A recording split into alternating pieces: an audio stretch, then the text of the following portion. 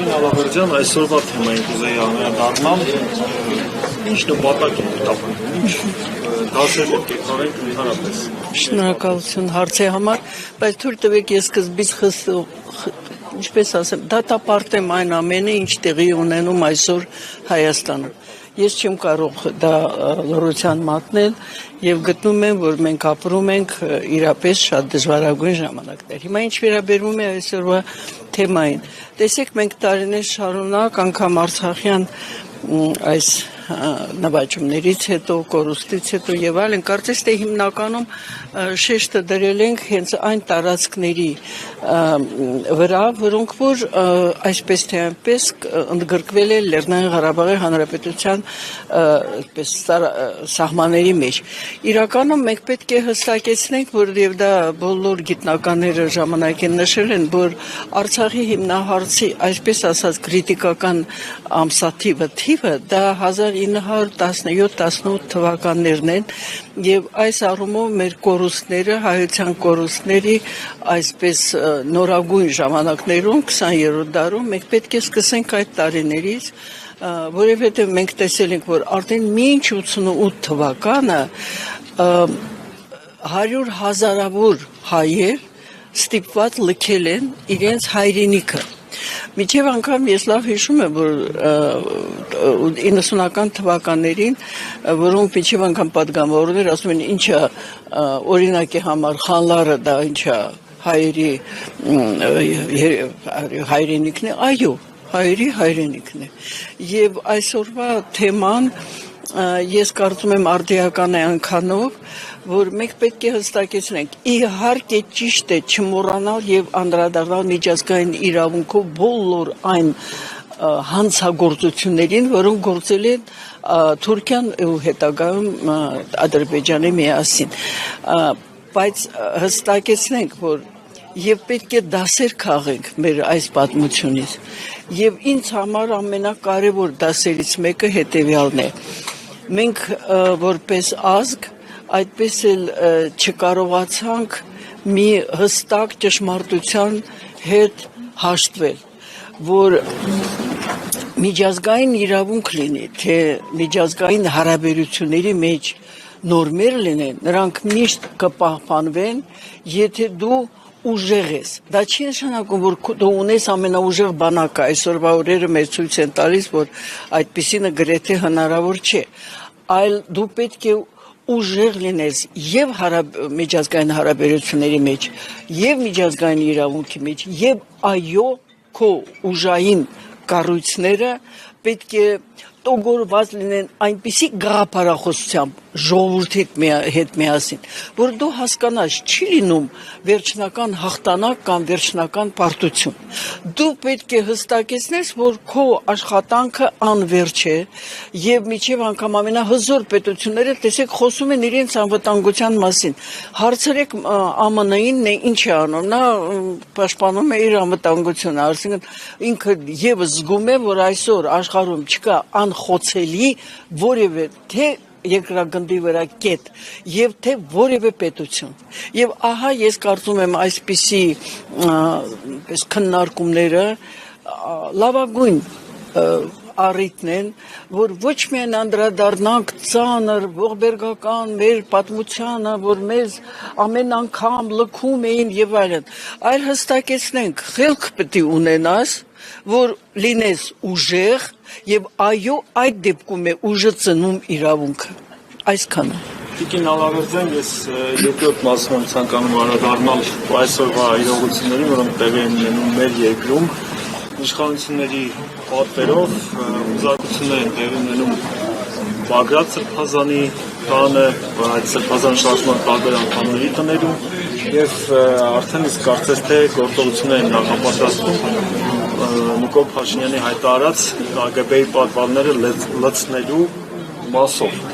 Այ ինչ կարող եք ասել այս հարցում։ Ես նախ-ի-վարջ դա իր մանկության եղջերից է։ Ես դա պետք է սրանից սկսեմ, ոչ թվում է թե ոչ այդքան լուրջ հայտարարությունից, բայց ես ճանաչելով փոքր-ինչ այդ ազնվորությանը, ստիպված եմ դա ասելու, դա իր մանկությունից, ոչ այսքան երջանիկ մանկությունից սկսած, դա եղջերից է, առաջինը, երկրորդը։ մի 2018 թվականի սեպտեմբերից ես կրկնում եմ, Հայաստանը արդեն զավթված է մեր թշնամի պետությունների եւ կենտրոնների կողմից, պարզապես նա զավթված է ներսից, քանի որ հավաքագրվել է տասնյակ տարիներ շարունակ աշխատանքի եւ մեզ այսպես ասած ճանաչելով ազգը մեր ազգային որոշ դիմագծերը բերել են եւ այո տեսել են դրսից զավթելը հնարավոր չէ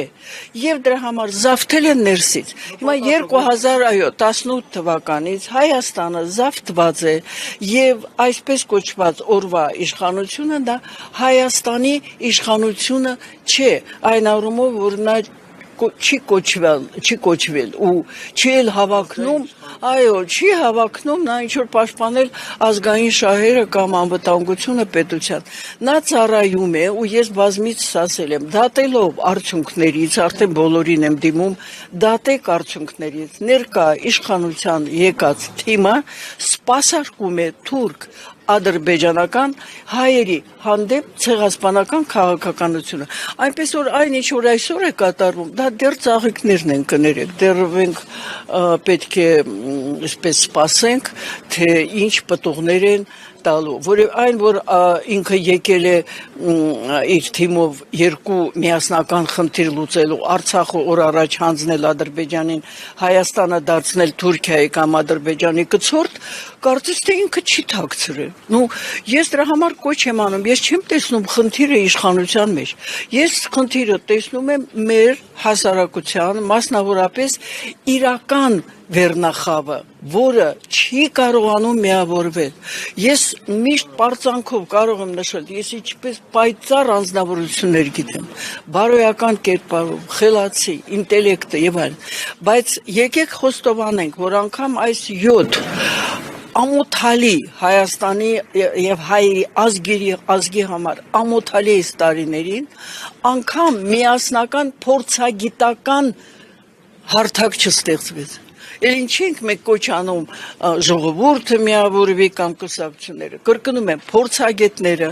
ինտելեկտուալ ես այդ շարքում կներեք ամենահամեստն եմ իմ նշանակությամբ եւ գործունեությամբ ես գիտեմ որ կան իրապես շատ բարձր ինտելեկտուալ ինչու չեն միավորվում եւ ինչու մինչ այսօր չունի Հայաստանը հայությունը լինի Սփյուռքում լինի այստեղ ռազմավարություն մոտակա 100 տարվա համար լավ չսովորեցինք հրեաներից լավ ինչի՞ չեք թուրքերից սովորում եթե ազգը չունի ռազմավարություն